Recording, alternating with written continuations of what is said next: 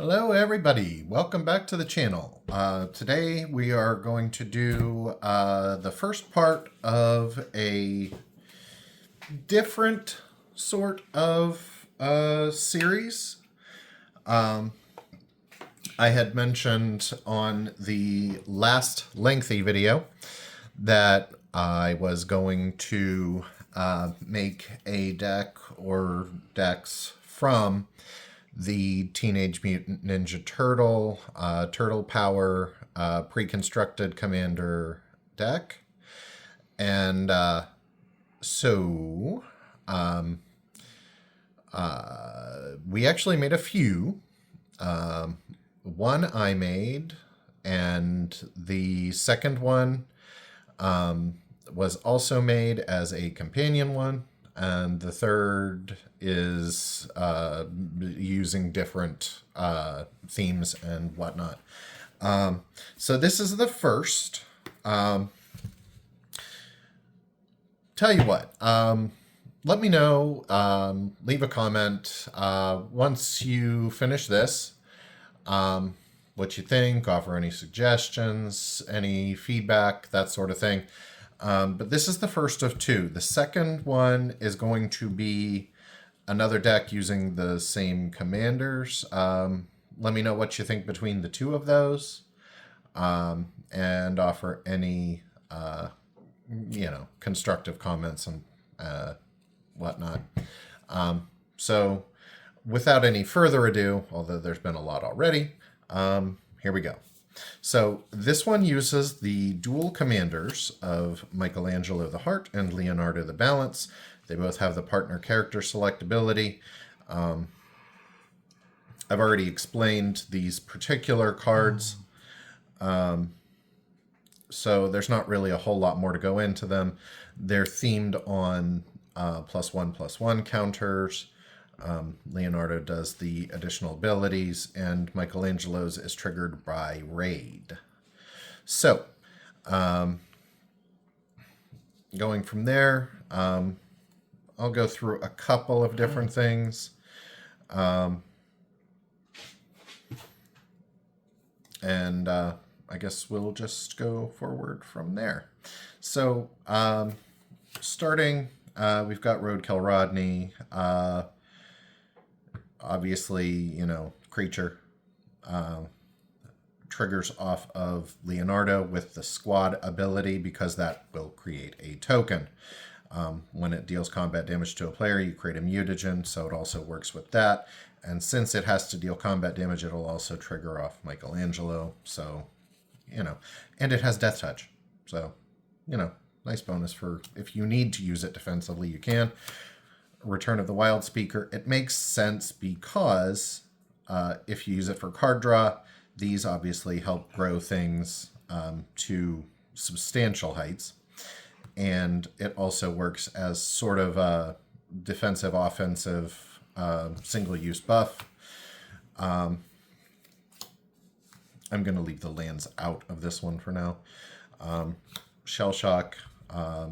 It's a very focused fireball, except, it splits between opponents, and you create a mutagen token for each creature dealt damage this way, so up to 3 if you are if you're using it that way. Rootbound Crag, those were in the originals. Abandoned Air Temple is a land that wasn't in the original. It's coming from Avatar. As you know, if you've watched the channel for any length of time, we have opened a lot of Avatar, quite a few of the Ninja Turtles, Final Fantasy, Lord of the Rings. So a lot of these modifications are going to be from those sets. We tried to keep within the realm of cards that were available without going too far out of bounds. So just keep that in mind. Wave Goodbye, return each creature without counters to their owner's hands. So as a sorcery, it's not too bad. That's also, it's on the counter's theme. Hidden Hideout, Plains. Terminate, just an overall good card to have if you need target removal. You have access denied. This actually beat me earlier today if I needed to have an excuse to talk about this card. So, counter target spell. Yes, I did cast a spell when my opponent had 5 mana open. It was traumatizing. Let's not get into that too bad. So counter target spell, create X 1/1 colorless Thopter artifact creature tokens with flying, where X is that spell's mana value. Yes, I cast a really big spell with a lot of mana open. I'm not proud of it. Divine Visitation. So that one is from a prior set. I believe it was the Ravnica set. Dominaria remastered. In any case, it's available pretty recently, so just to be aware of it. And if tokens are created, they come in as angels, 4/4 flyers. Desynchronization, return non-land permanents, each non-land permanent that's not historic, to its owner's hand. More and more, I think that this is less of a useful card in that pretty much everything these days are historics. You've got your artifacts, legendaries, and sagas. You see it a lot in Commander. Don't get me wrong, it's a decent card because you've got all those tokens that can go and be returned and whatnot. But tokens can also be artifacts. And so just bear that in mind. This can be a little unwieldy, but in the right circumstance, because it's an instant, it does add some value to that. Trio Tales, artifact land. It's from Duskmourn. Transmutation Font. Tap to create a blood, clue, or food. It's 5 mana, so it's a bit on the pricier side to put out just for that. However, it tutors for 3 and tap and sacrifice artifact tokens with different names. So it makes all the things that it needs to tutor, and it puts it onto the battlefield. So while it's not being cast, it does have its uses. Plus, since it's creating your tokens, it triggers off your commanders. Arasta, the Endless Web. Yeah, we've seen this one more than once. I don't think I need to explain it too much. It's kind of a classic. So not too much to note there. The Goose Mother. Yeah. Mother something. X green blue, flying, enters with the +1/+1 counters. When it enters, create half X food tokens. Obviously, it's going to trigger that. You get the extra tokens from that. When it attacks, you can sacrifice a food to draw a card. I don't think I need to say much more about it. You've got Spire Garden. That's going to be your cube lands. Mikey and Leo, Chaos and Order. Hey, I think I've seen this pair before somewhere. Whenever you put a counter on a creature you control, draw a card. This triggers only once per turn. So it sort of combines the two, but at the same time, it does have a similar feel for that. There's the Enchantment Room. That is the Dazzling Theater. Creature spells have Convoke. And the Prop Room, untap each creature during each other player's untap step. Those are pretty self-explanatory as to why those are sometimes useful. You've got Thriving Moor, that's the land. Newfound Adventure, which is Farseek. I don't think I need to explain why Farseek's in there. You've got your Mountain. And we have what appears to be the Spider-Man. Oh, yeah, we've opened a lot of Spider-Man, too. Spider-Man Parallel Lives. If an effect would create one or more tokens under your control, it does twice that many. That's obviously a little self-explanatory, so hooray for that. Academy Manufactor, triple payoff for whatever one you want. Obviously, that pairs well with your transmutation font for instant use. The Mana Tithe in here. This one appears to be Time Spiral remastered. No, Planar Chaos, but also Time Spiral. Anyway, yeah. So it's your white counterspell, which is a thing. Forest Genova, Ancient Calamity, which is an interesting ad, and the reason I wanted to bring this one up, at the beginning of combat on your turn, put a number of +1/+1 counters equal to Genova's power on up to one other target creature. They become a mutant. When a mutant you control dies during your turn, draw cards equal to its power. A lot of things in this deck are mutants. So,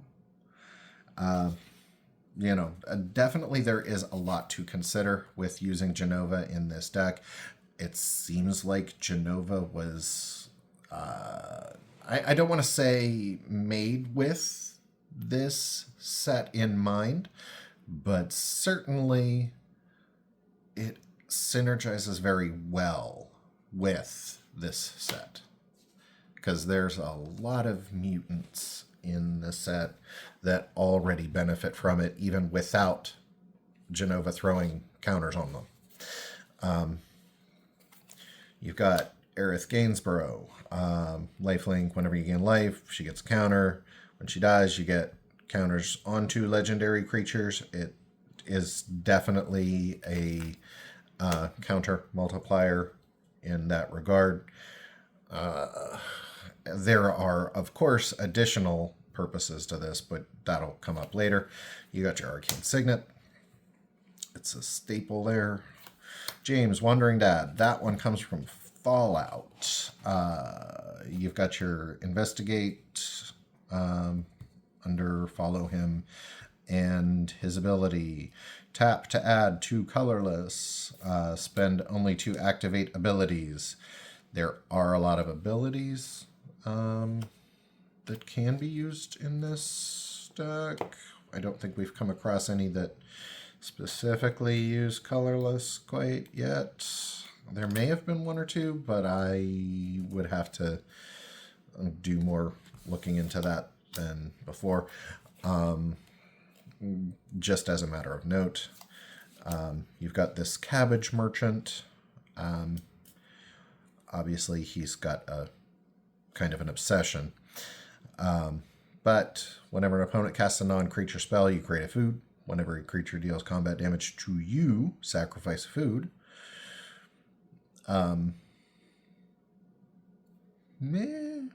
Tap 2 untapped foods, add 1 mana of any color. So, yeah, he evidently derives his power from his cabbages. Lightning Greaves, if I have to explain that, we're watching the wrong video. Ninja Pizza. Another one of those unique little foods become other things type cards.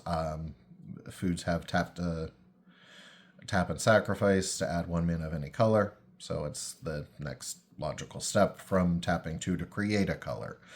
At the beginning of your second main phase, create a food token. Obviously, that's going to trigger Leonardo. And if you have Michelangelo out and you raided, you're making 2. So that's a neat thing. Patrolling Peacemaker enters with 2 +1/+1 counters on it. Whenever an opponent commits a crime, proliferate.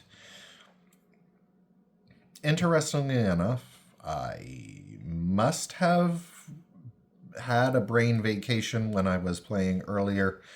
Attacking is not a crime, but anything that targets is. obviously you can get a lot of proliferate triggers when you do something like that. Technodrome, I've grown to accept that the Technodrome exists in the world of Magic. I would have thought of it more as a vehicle than an artifact creature in and of itself that implies sentience. It's a decent addition. Reach trample. It's just a rock until its power is 6 or greater. Tap and sacrifice another artifact. You get to draw, and you put a counter on it. Obviously, works with the theme. So that, plus you've got all kinds of other artifacts that you can use to fuel it. Cultivate. We're going to just skip over that for right now. We've got Broker's Ascendancy. Why I mean, I can say tons of things about Broker's Ascendancy being a good card. It has fallen off within recent sets. I personally kind of like it because it's a dependable buff to your creatures. It's a permanent buff, and I think it's decently costed at 3. Don't really know what else to say about it. It's very dependable, and a lot of times these are the cards that end up being the cards that end up carrying you because they are effective at what they do, but not so effective that they're instantly targeted, and they're not so impotent that it's not worth casting them. So definitely, I think that Broker's Ascendancy is one of the slept-on enchantments for that reason.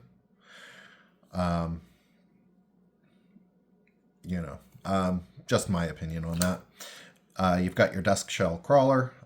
When it enters the battlefield, put a +1/+1 counter on target creature. Each creature with a +1/+1 counter on it has trample. Pretty good insect. It's a common 0/3 for 2 mana. It does an effective thing. For what it does, I think that the cost is pretty decent. Of course, here's the Earth Crystal. Sure, you've seen it, you've heard about it. It makes your green spells cheaper, and it doubles counters. So everything that I discussed before about the single +1/+1 counters effectively get doubled whenever this is on the field. So it works pretty heavy duty. I will say this suffers from the problem that I just mentioned in regards to the Broker's Ascendancy. This is very effective at what it does, which makes it a target, a prime target. And so if people are going to destroy an artifact, that's probably what they're going to go for. Naturalize is still a thing and always will be. Blood Crypt, don't need to go over that one. We've got Ang, Swift Savior, white blue, flash flying. When he enters, airbend up to one other target creature or spell. He has waterbend to transform and then becomes Ang and La, Ocean's Fury, reach trample, and whenever they attack, 1/1 counter on each tapped creature you control. And since you have to tap to attack, yeah. Before damage is dealt. I mean, there's your multiplier. Good card for that. See a lot of interesting synergies between Avatar and the TMNT set, which isn't entirely surprising. They're both, Universes Beyond sets. Come to think of it, a lot of these are Universes Beyond. We've got level up, enchant creature. I mean, it's basically that Hydra armor sort of dealy thing. When it enters, you put a 1/1 on a creature, and it has, whenever it attacks, double the number. If its power is 10 or greater, draw a card. So it's sort of like that Hydra aura thing. The name eludes me at this time, but I'm sure you know what I'm talking about. Lita, little orphan amphibian. Decent 2 for an uncommon with an alliance ability. The ally sub-theme, obviously there are parallels between the turtles and allies and the avatar set and allies. Whenever it enters, choose one that hasn't been chosen this turn. So you get your choice between counter, food, and scry. If you choose food and you have Leonardo out, there's an obvious synergy there, and you get a double pay off of the food token. Baxter, fly in the ointment. Whenever he enters or attacks, each creature you control with a counter on it gains flying until end of turn. Whenever you draw a card, put a +1/+1 counter on him. It's a good card. 4 mana for a 2/2 isn't the best. But a flying effect that basically sort of like triggers conditionally can be very utilitarian. So, I mean, surprise flyers are not the worst thing ever. It's a pretty decent ability. Gala Greeters, 2 mana for a 1/1. Normally not a great cost. Has an alliance ability. Create a treasure token. Obviously, this is the Lita Orphan Amphibian, except it doesn't scry. You gain 2 life. But and it puts a counter on itself rather than another creature. No, puts a 1/1 counter on itself. So they are pretty much the same. They're just kind of color swapped. And treasure instead of food.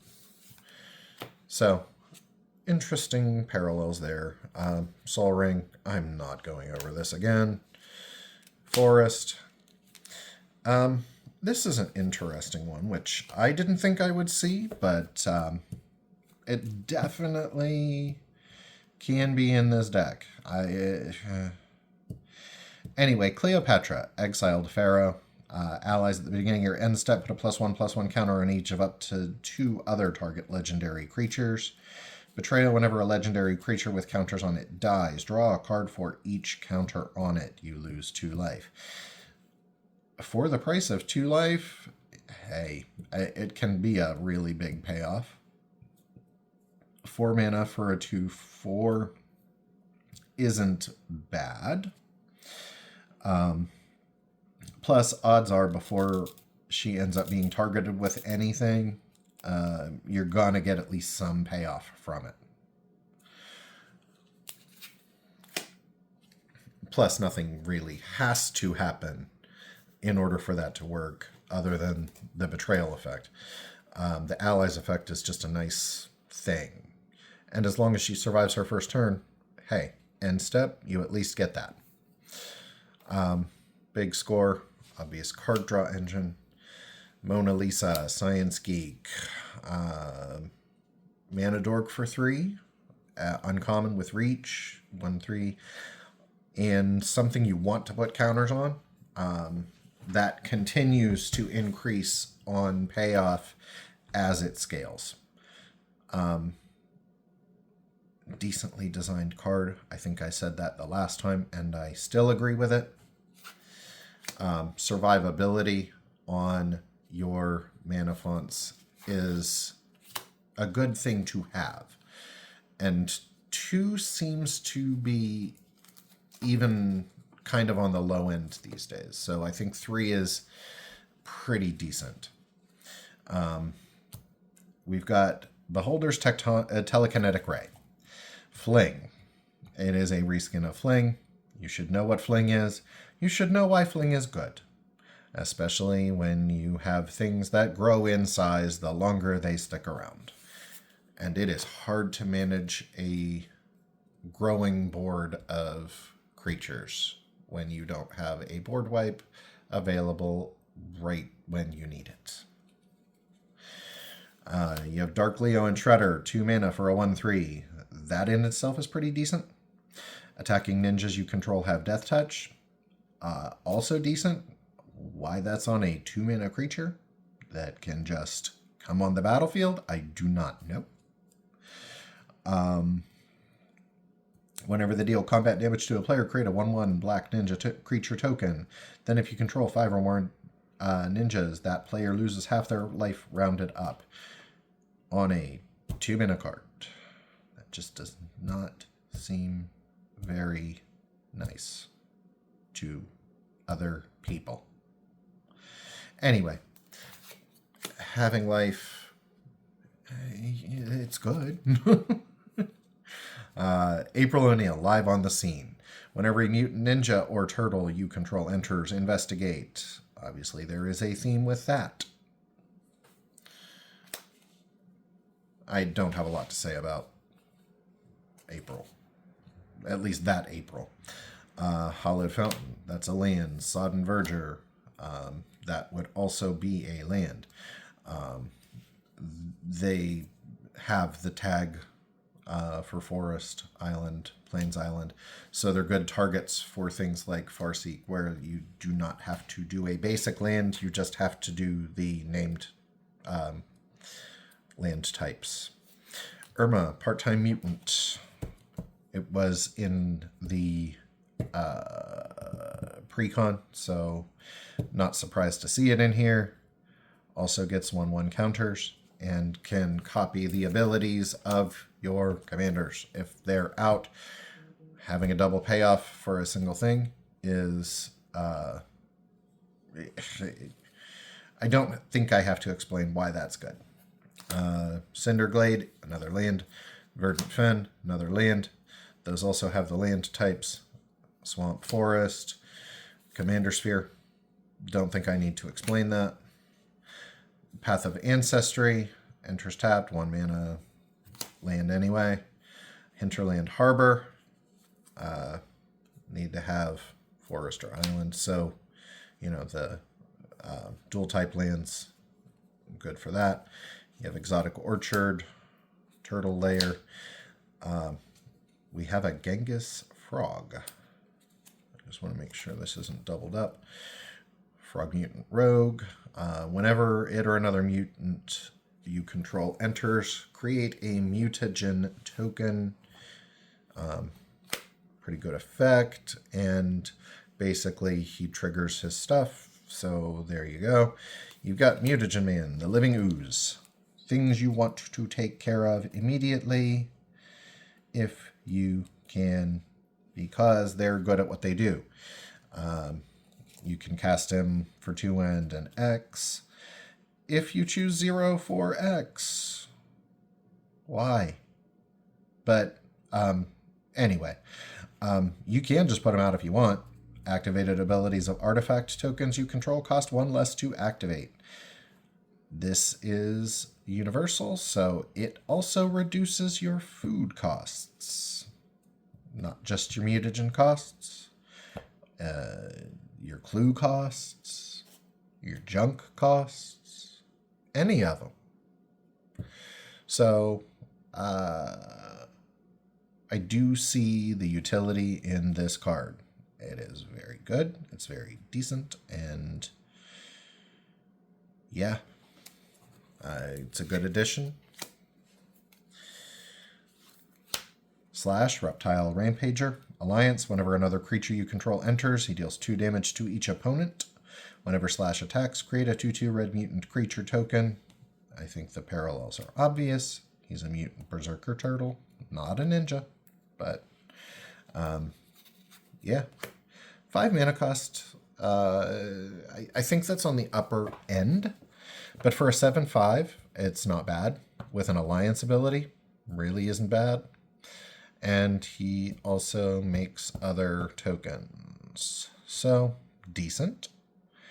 He doesn't have haste, so he's kind of a target for a while.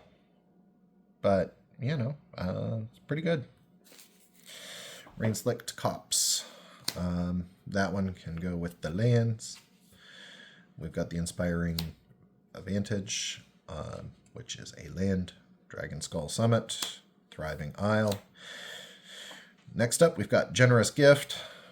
We know the white Beast Within type card, so there we go. Undergrowth Stadium, that is the pod land. Quina, Coup Gourmet. If you're going to make a token, you might as well make a frog too. Why not? 2, sacrifice a frog, put a counter on. Don't think I need to explain that one too much. I got swamped by frogs earlier this weekend, so I've got to say it was a good addition.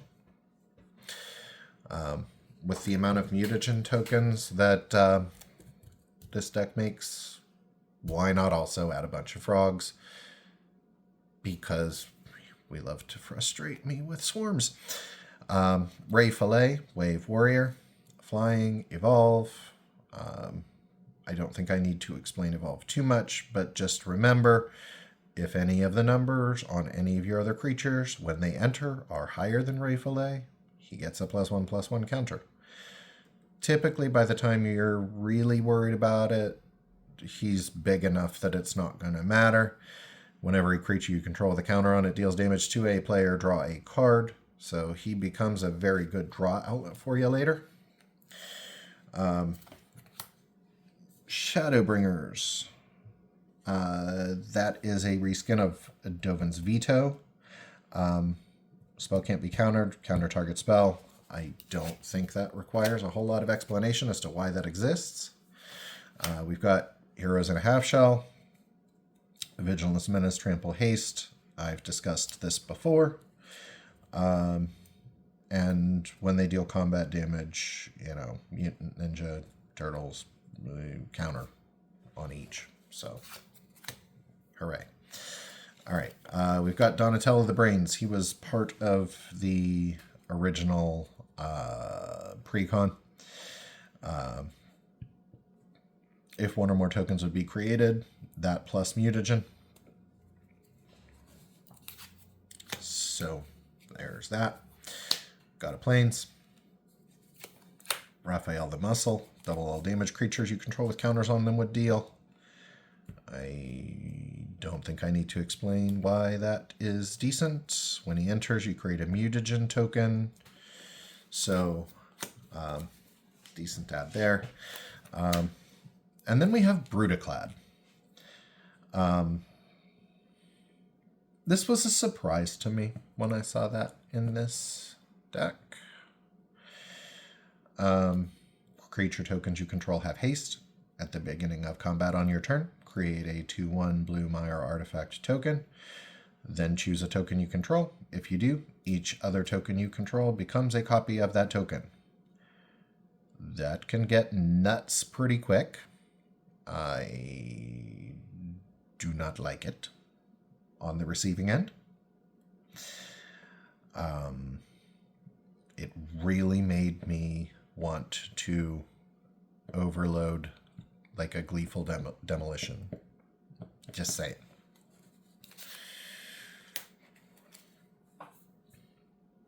Smoldering Marsh is a land. Island is a land. We've got Benny Brax, a zoologist. Not as familiar with this card. It has Convoke, and at the beginning of your end step, if you created a token this turn, draw a card. If you're not making tokens, then he doesn't do a whole lot, but he is very much at home in this deck. Not a mutant, turtle, ninja, any of those things, but he still works, so there you go. Sunken Hollow, don't think I need to explain that as a land. Command Tower, land. Anim Pakal, Thousandth Moon. This one is from the Ixalan. And whenever you attack with one or more non-gnome creatures, put a +1/+1 counter on an Impakal and create X/1/1 colorless gnome artifact creature tokens that are tapped and attacking, where X is the number of +1/+1 counters on an Impakal. I don't think I need to explain this. In my opinion, she becomes a target really fast because she generates a lot of tokens really fast. I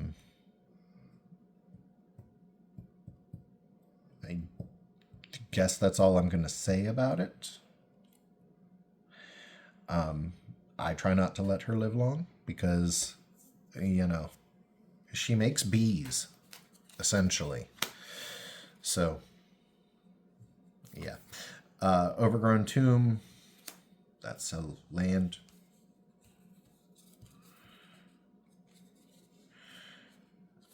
Chromatic Lantern, hey, it's a Wooburg deck. You kind of need one. Offer You Can't Refuse. That, of course, is a counterspell. I don't think it needs extra explanation. Swamp is a land. And then we're rounding it off with Doubling Season. If an effect would create tokens, it makes twice that many. If an effect would put one or more counters on a permanent, it doubles that.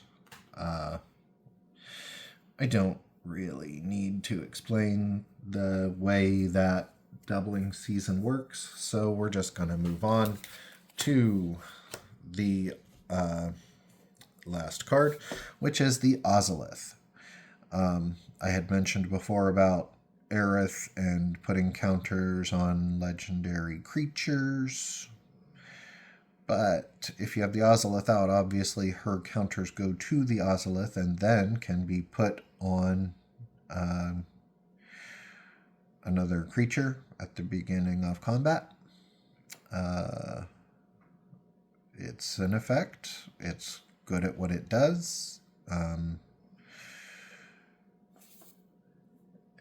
It's good. What can I say? It's an expensive card for a reason. So, as a counter deck, it definitely does counters. It works with counters. It makes and uses them efficiently.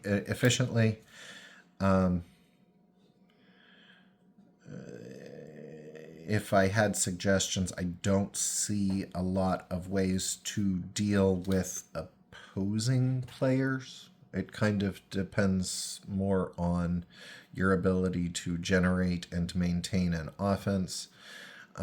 If you do plan on building a deck similar to this, or that, you know, uses things like this,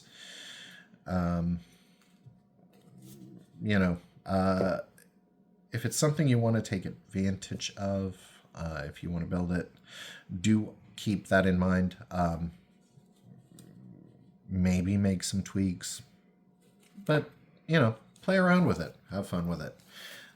Magic is nothing if not a game that lets you play around with your creativity. So do try to do that. Thank you. Don't forget to like and subscribe, and have a wonderful day. Bye.